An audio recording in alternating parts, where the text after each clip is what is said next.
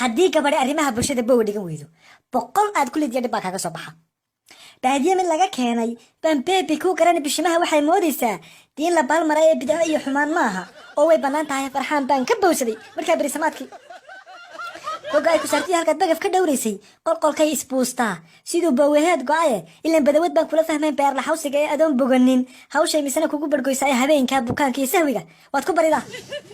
haddii gabadha burigeeda iyo hilibku buurnaado waa baawar iyo xoog ilay naag baruur lihiye six backs adigoo lahayn murqyo buurbuuran ama biixi aar iyo adeerbowda kugu oolin boksinkii sariirtay misana kaaga badisaayo bugta iyo gigtiina khalqigu badi ku toosaana baralaati adigoo ah badan uga baydhaayo habeenkaa baagin wixii bale ku soo gaadhay beeshoo ogaatiyo xantaas waad ka baqataa. hadday gabadhi biology dhiganin buuggiisa cuntaday bislaysaa iyana borotiinmada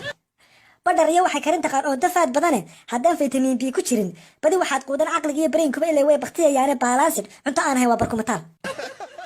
bariiskaa tamaandhiyo qasaca lagu basbaaseeyey badankiyo jirkaaga dishaa baasto keligeede haddaad beer aroortii cunayn boorash iyo roodhi ama beed la dubay iyo galbii biins lagu siinin barqadana kalluun shiilan iyo badhax lagu keenin habeenkaa wixii kaa baxad beri u oyda. ilbaxnimadu waa shayga bilabilista xaajoowe haddaan gabadha beledkii ka timi ba e wax loo sheegin aan brotokoolka iyo casriga loogu dhigin buugga oo aan adeeg iyo la barin nolosha bayskeeda buri looshinkay kugu dari badarka shiikhow. reer baadiyaha waa yaqaan beegsi maxamuude biyuutiga waxay moodaysaa bic inuu yahay bootarka iyo kiriimada wejiga waa isku badisaa basar uma shalaysayd intay buhabuhaysaaye bil markay ku duugtaa dahriga boo ku dhigan tahaye yartii aa shamsada soo baxdiye british moodaysay ee bidixda dheehiyo lahayd midab bidhaamaya batrool in lagu ololiyeen badanka mooda.